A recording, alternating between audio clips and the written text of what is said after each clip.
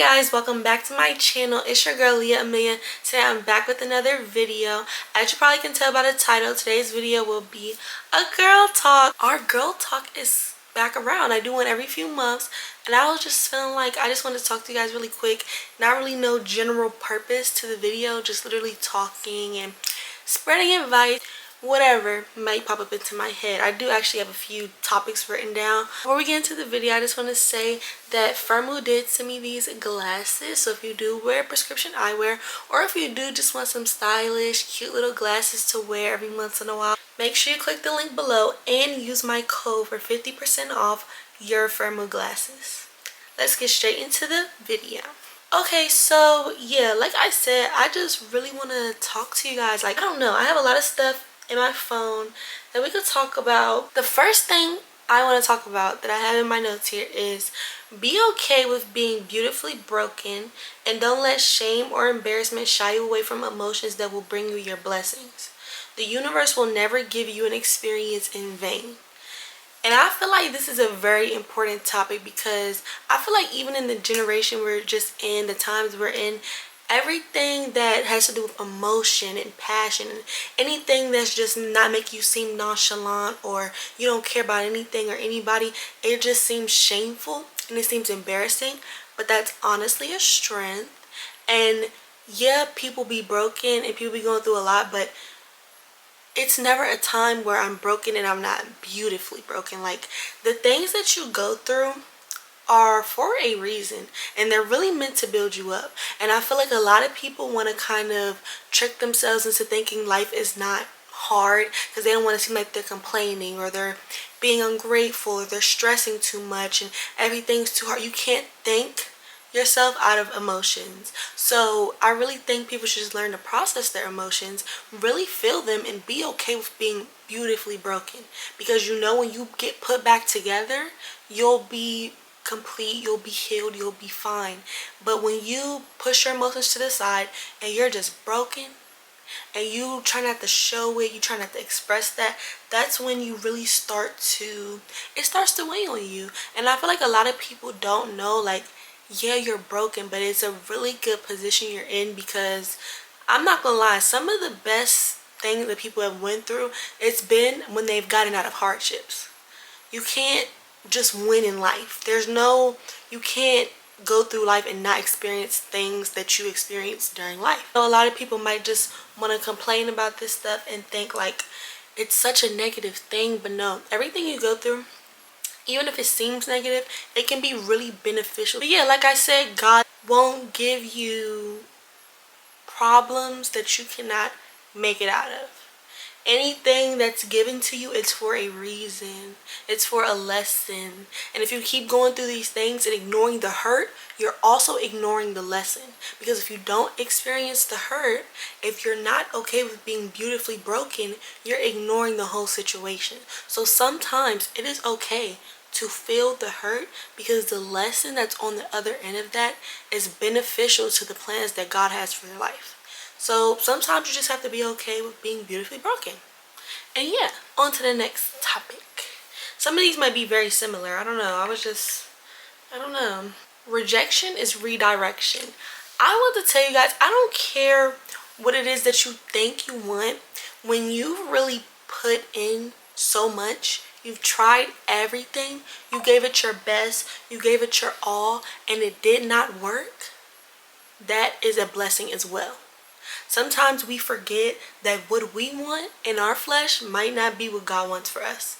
And you should always want God's will over your life instead of what you think will be fine or what you think will be good, because it's like we don't see everything, we don't know everything. God knows everything. God sees everything. So when He does not want us to have something, you should trust that. And He should not have to prove to you why you don't need it. And that's why we end up getting in situations where we get hurt.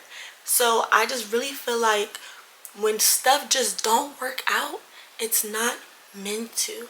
I mean, to a certain extent, fight for things, go after your goals, but when you really, I'm not saying when you kind of put yourself out there, it didn't work, so it could have worked if I did better. No, when you really do your best, when you really give it your all and it did not work, it was nothing you could have changed, it did not work, it was just not meant.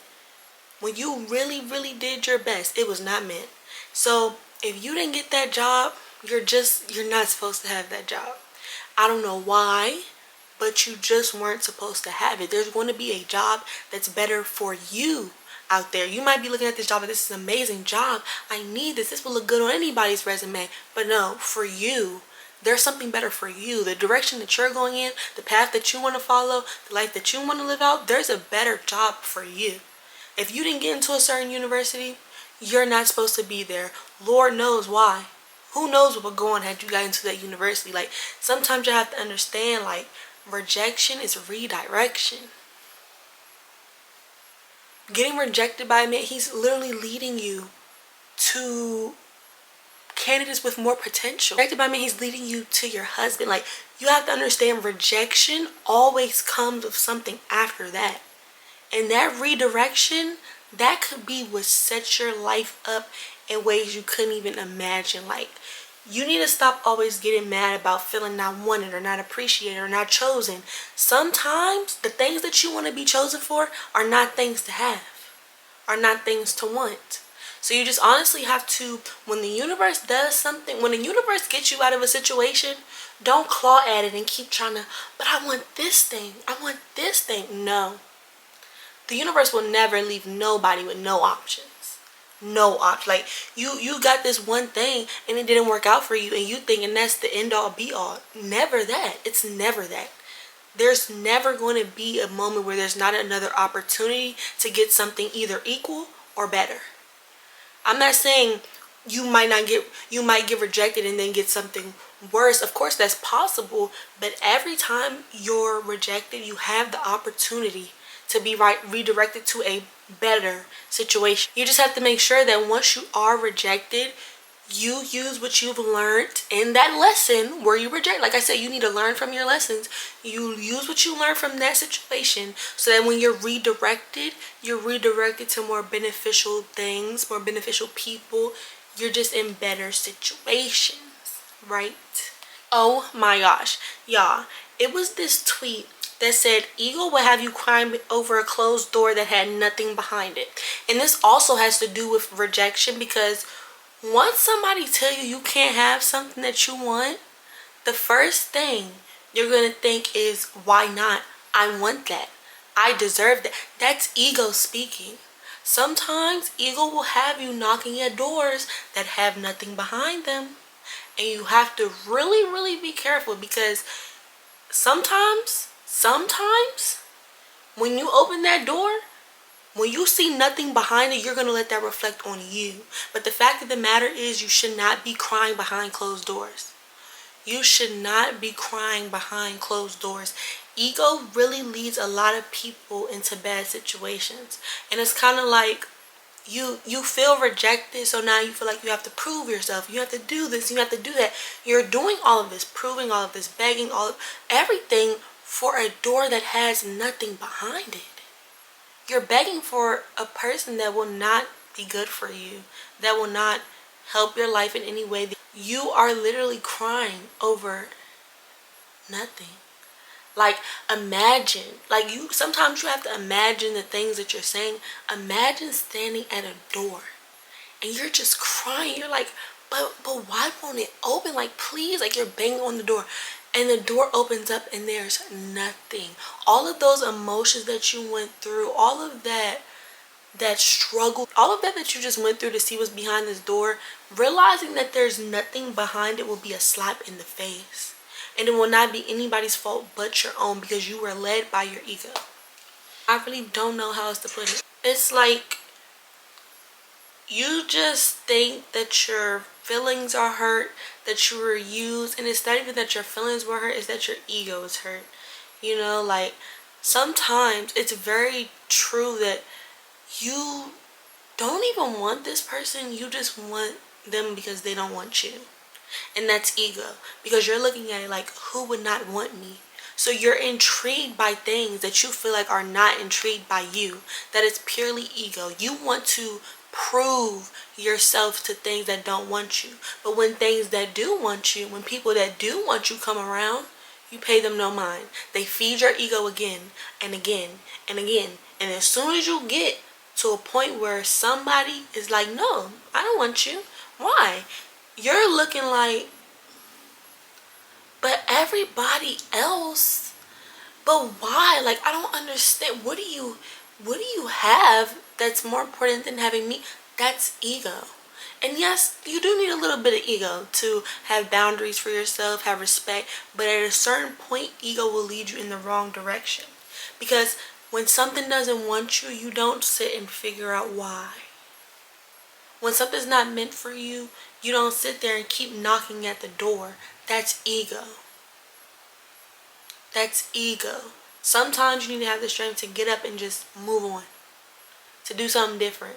Like, I don't know how else to really put it. It's just, you don't want them. You just are intrigued. You have feelings about the fact that they don't want you. And that's a very toxic situation to be in, honestly, because what happens if they want you and you realize you didn't even want them? You just wanted them to want you. And that's very toxic. So when you're moving out of ego, you have to understand that you're basically praying for something that you don't want. You're begging and pleading and worrying about something that you genuinely do not want in your heart. So that's why moving out of ego is dangerous, because you will start begging. You will start, you're talking to God, praying for stuff. Like I said, this is a closed door. You have no idea what's behind this door. Why are you praying for the unknown? Why are you praying for a door to open and you have no idea what's behind it? That's very dangerous. You have to be careful what you wish for, be careful what you want. You have to be intentional about what you want for your life. And when you cry behind closed doors, you are blind. And whoever's the one that put this door up, you're letting the blind lead the blind. Y'all can't see on either side of this door, and you're begging for what's on the other side of it.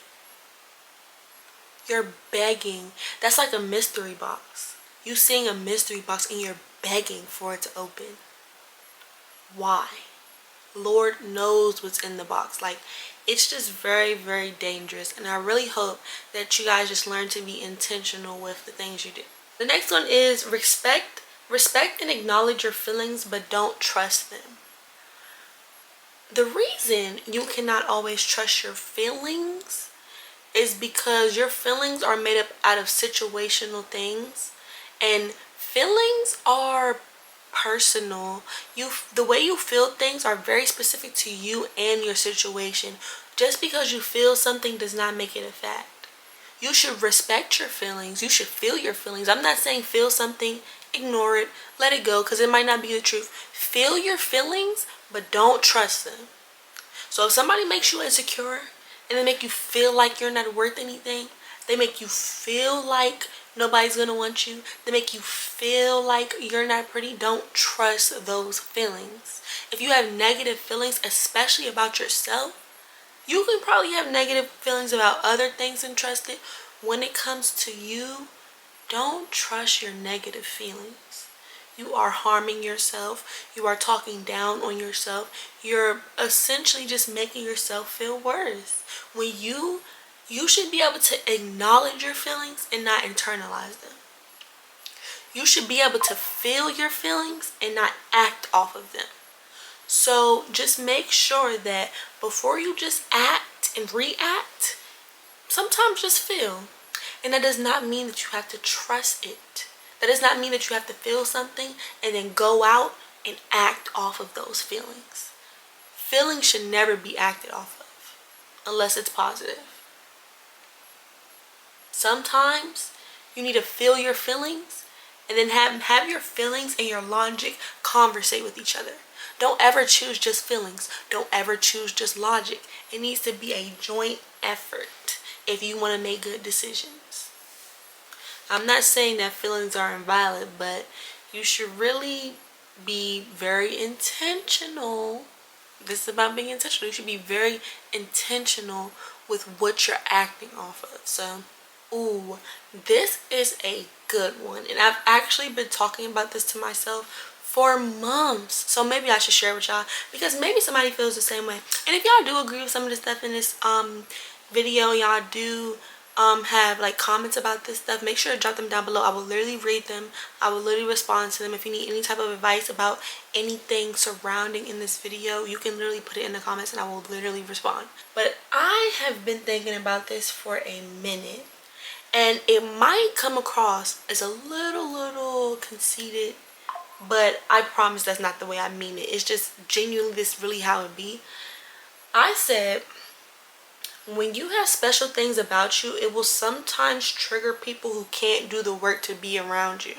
So this is the case with a lot of things, but I feel like the most common thing that people do experience this with, it can be friends, but sometimes I do feel like it's men. Now, sometimes you might have a great connection with the man or a boy, and you might feel like y'all are perfect for each other. Why wouldn't it work out? And he just keeps pushing you away, but then comes back, but then he pushes you away again. It's very hard to be around people who are doing work to be better, and the people who are around them don't know how to work on themselves. I feel like it somewhat triggers a lot of people to see you doing a lot of internal work and acting off of it, and then you start bringing the work that you've done, you start meeting people in the middle with this work. So you've done this, you've done that, and they've done nothing. So when y'all meet, it makes them feel inferior. It makes them feel insecure. It's really hard, and when you're actually growing, when you're actually learning, when you're actually going through stuff, it comes with pain. It's a lot of work. So when somebody's looking at you and they're just wondering, like, what did you have to sacrifice to grow like this? What did you have to sacrifice to experience this feeling? What did you have to do to achieve this? And when they realize the things that you had to do, they might want to do it. When they realize that they can't do it because of the emotional toll it takes on them, they might start to resent you, or they might start to be jealous of you, or they might start to look at you like, how did you possibly give that up? How did you possibly do the work to make it to the end of this tunnel? Like, what are you? Who are you? How did you do this? It confuses people. And I feel like when people truly have internal hardships, they're going through a lot, spiritual warfare, anything of the such, when they're surrounded around people who can do internal work, they're looking at themselves like, why can't I do it? Why can't I do it? It's I don't know. It's very hard to explain, but if you've experienced this, you know exactly what I'm talking about, because I do a lot of self-work. I spend a lot of time alone, and I'll just notice that people don't want to interact with somebody who doing a lot of self-work. I feel like it somewhat might be because they know people who do self-work don't accept certain things, and that when they have expectations for themselves to do better, they start having expectations for others. And people who do not want anything to be expected out of, they're gonna move around. They're gonna be confused. They're gonna be like, you did that work, you became a better person. I never signed up for that. I never signed up for that. So I feel like that's really triggering to a lot of people. Oh my gosh, this next one. God has never left you, so stop leaving yourself. I was watching this sermon, and it was like, sometimes you have to believe what God believes about you. Sometimes you have to believe what God believes about you. That is a very, very loaded statement. But if I know, if there's anybody who understands me, who loves me despite my flaws, who am I going to think about? I want to think about God. If there's somebody who's going to forgive me for all my mistakes, who's going to see the best in me even though I might have bad things about me, who am I going to think about? God. If there's anybody who has the best, purest image of us, it is God. If you start thinking about yourself how God thinks about you, you will not be able to not love yourself. You won't be able to not love yourself. That is the purest form of love you can get. But really, it's just crazy because you can go through so many hardships, and if you talk to God, he's gonna always be there. If you really ask for a solution, if you really ask for a way out, he will provide you with one. You give up on yourself way too easy. When God is rooting for you, you have everything back. When God is rooting for you to do better or for you to do good, you have everything backing you. So why are you giving up? It's such a loaded topic. The next thing I have is healing and being lonely, and that knowing too much doesn't always feel good. This is a great topic. This is a great topic. When you do a lot of self-work and when you know exactly what you want, you won't be able to be in situations that are not beneficial to you or your growth. You won't be able to just date around like your peers. Nobody talks about when you're doing self-work, the loneliness that comes with that. It does not matter if you know that there's good and community and love at the end of the tunnel. The work that you're doing when you're going through it alone, the loneliness from that is unspeakable. It's unspeakable. You will feel alone, and it'll never be a good type of alone. When you're constantly alone, there's never, you know how people want alone time to themselves. They can watch TV alone. They just spend all day with their friends. Of course they want some alone time. When you spend all the time alone, it's dreadful. Every second of it. It does not matter how much self-work you do, how much you love yourself, how much you know about yourself, how much hobbies you have. Oh my gosh, people will tell you all the time, you just need to get a hobby. You don't need no friends. You don't need no man. You don't need nobody around you. There is no hobbies that will replace interactions and connections with human beings. We are not meant to do life alone.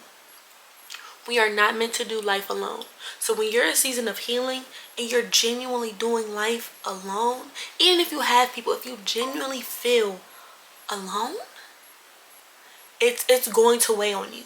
There is no activity, no sport, no hobby that you can pick up that will replace having people in your life and people in your corner.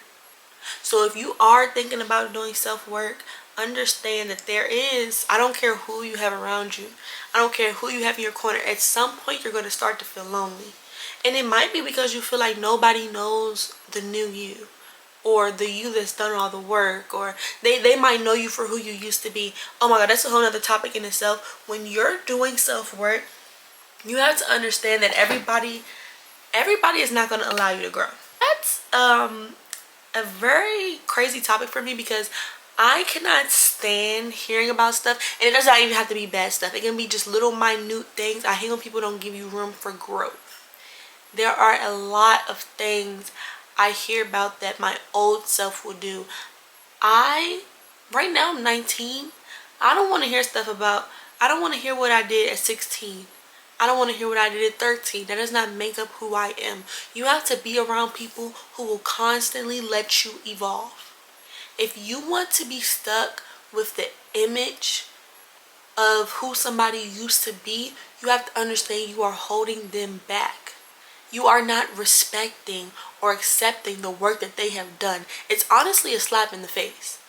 It's honestly a slap in the face to do so much self-work, to do so much looking inwards, to do so much, to learn new communication skills, to learn how you come off. It's such a slap in the face for that new knowledge, that new behavior to be ignored.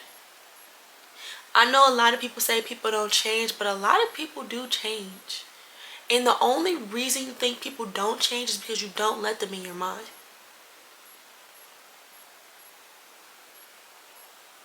I don't never believe people don't change. Do you know how complex a human being is? To say that somebody can never change, never change, that is a big thing to say. I don't know why people say that. I'm actually just realizing, why do people say that? Some things might not never change in certain situations, but to say a whole person will genuinely never change. I change every month. Like, no, that's so real. Like, people change so much. I don't know why people say that. I don't know. Put down below in the comments, do you guys believe people can change? I definitely think people can change. Especially when it's somebody who wants change so bad. Who actually go out and do the work to change. I feel like so many people do that. So I don't know. I know I'm one of them. And I know I've never been bad. I've never had like completely bad quality. But everybody has something that they can work on. And I actually work on the stuff. So when people try to keep me stagnant, and y'all, we were just talking about how people sometimes when you're growing and they're not, it's like offensive. It makes them feel jealous. It makes them confused. I feel like a lot of people don't let you change in their mind because they want to justify why they do what they do. And they want to feel like, well, not everybody's perfect. Da, da, da, da. Nobody's perfect, but a lot of people work on their problems and a lot of people don't. So when you're not working on your problems, you want to use that as an excuse. You want to use other people as an excuse, but this person is actually putting in the work. They're actually actively working every day to be a better person. You're trying to keep somebody stagnant in your mind so that you don't have to change. That's very toxic. That's very toxic. And I feel like the people who also do keep you in those spaces in their mind, they're usually people who do have bad ideas about you. And it's just like, but at the end of the day, you can't change anyone's mind. So if somebody really is content with knowing the old you, make sure that that's the only you they know. Don't keep trying to force the new you on people who do not care to see you. And that, oh, I had to learn that so bad. People do not have to know all of my good qualities for them to be true. And that is something that you just learn with time. But nobody has to validate what you know to be true about yourself. Nobody has to validate the work that you've done. It's like you did all the work and you're looking like, wait, do people even notice? It does not matter. You notice. God knows. God knows. That's really all that matters. So stop trying to get people to see you who do not care to see you, who do not want to see you. It's okay. Like, sometimes you have to let people, that old version that they have of you, sometimes that's what justifies their behavior. That's what justifies their feelings. They can't let go of that image of you and still be stable and still be sane. So sometimes you just have to be considerate. Let them know that you, and just let them move along with it. Now, if they're spreading that you around other people, trying to make you seem another way, that's something you could be upset about. But if somebody genuinely in their heart feels a certain way about you, that's their truth. So stop trying to change your mind as long as you've changed. Because if what they're saying used to be true, as long as you've changed it, stop beating yourself up about it and stop trying to prove yourself to them. You did the work for you, not to be applauded, not to be approved, like not to be accepted. Like, do what you do because you want to do it and you want to be better, not because you want to be seen. Being a good person, I feel like when people don't pay attention to the fact that you're a good person, you start wanting to be seen. You want it to be seen. And I'm not saying that it shouldn't be seen, but sometimes you have to do things out of the kindness of your heart and be okay if nobody ever notices. There could be good things about you and you could be okay with never knowing if anybody else knows. People who don't care to get to know you, they just won't know you. People who don't care to know you will just never know you. Don't force them. And if you see yourself how God sees you, like I said, God, that's the purest love. He sees the things that he instilled in you for you to be you and do what he needs you to do. That's what he loves you off. Like that love, you can't expect everybody to have that. You cannot expect everybody to have that. So honestly, you have to be okay with knowing that God loves you.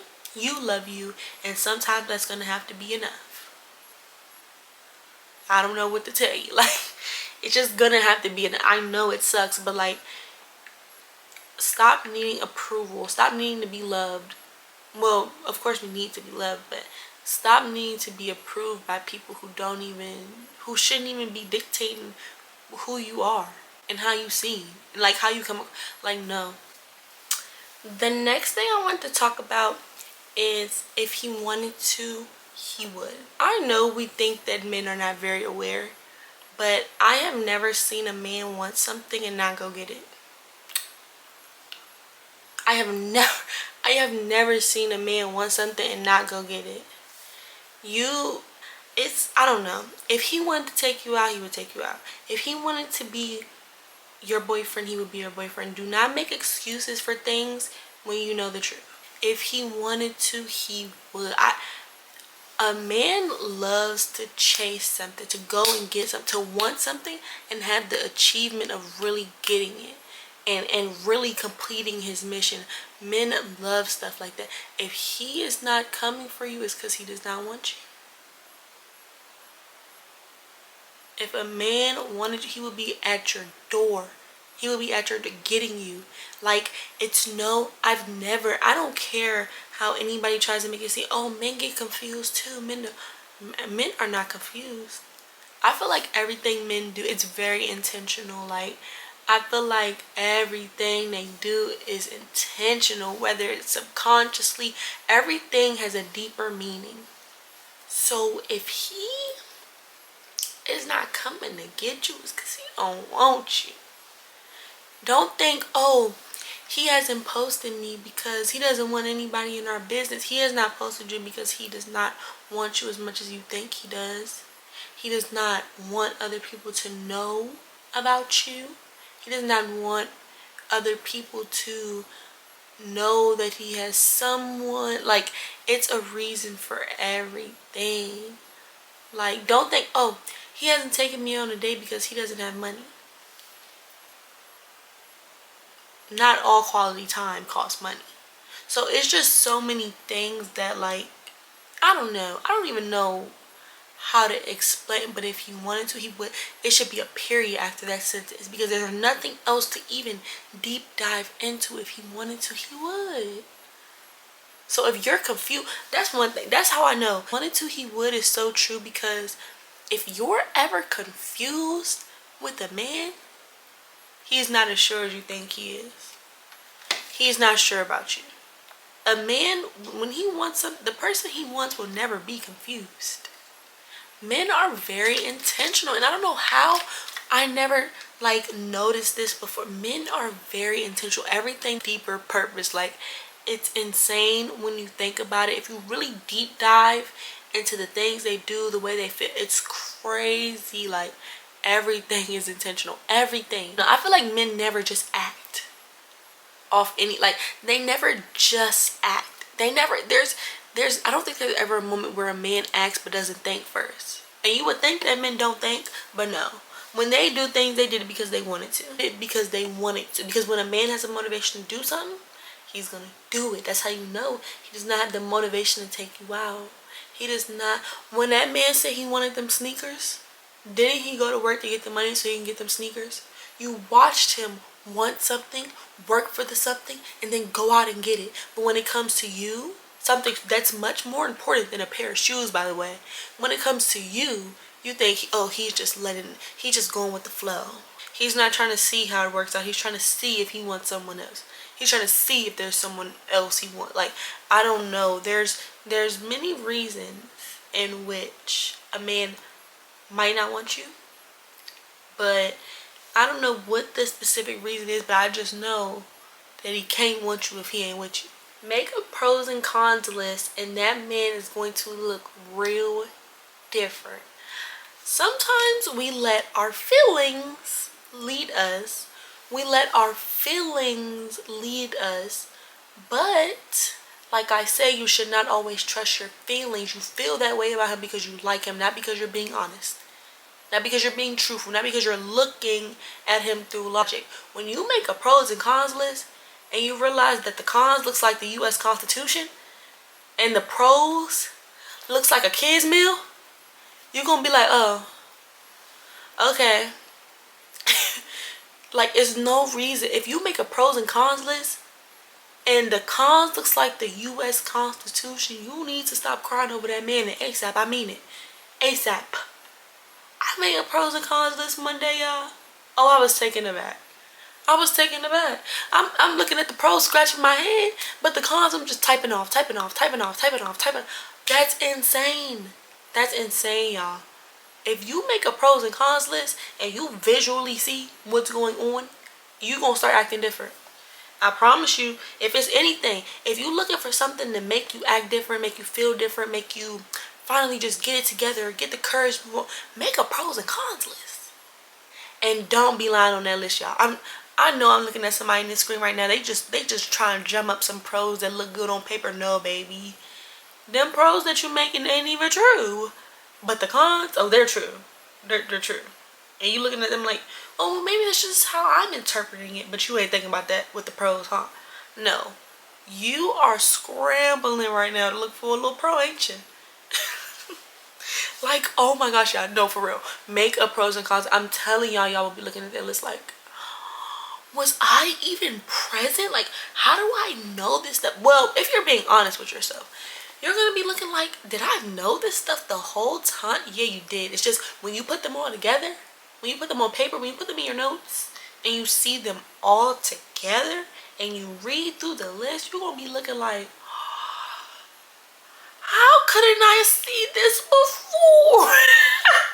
Like from Rugrats, oh my god. No, bro, seriously. How did I see this before? I've been fooled, I've been tricked. No, you should have just wrote it down. You should have looked at everything in totality. That's one of my new favorite words, totality. Don't leave anything out. You need to look at it all together. If you look at a pros and cons list in totality, you won't want that man no more. I promise you. I promise you. My pros and cons list will have people rolling their grave, y'all. They grave. Oh my gosh. It's so skimp on the pros, but the cons is like, literally, I can't think of nothing but the U.S. Constitution. Like, that's so crazy. But yeah, I'm just playing at this point. Thank you guys for coming to my TED Talk. This was very chaotic, very all over the place, but there's some good points in here. So hopefully that's enough to get you by. Alright, let me stop playing. Let me start. See, look, I get to the end of the video and just start acting all willy-nilly, breaking down and whatnot. I need to get it together, be cute and calm, and yeah. But yeah, y'all, if y'all enjoyed this video, make sure y'all like, comment, share, and subscribe. Don't forget to use my code down below for your glasses. And yes, if you agree with anything in this video, if you agree with anything in this video, you understand where I'm coming from, make sure you guys comment. I promise I will read them and respond. I literally read all of my comments, every single one. So yeah, if you need some advice, if you just want to chat, if you agree with something, I promise I'm going to see your comment. So drop them down below. And yeah, thank you guys for watching. I'll see you guys next time. Bye.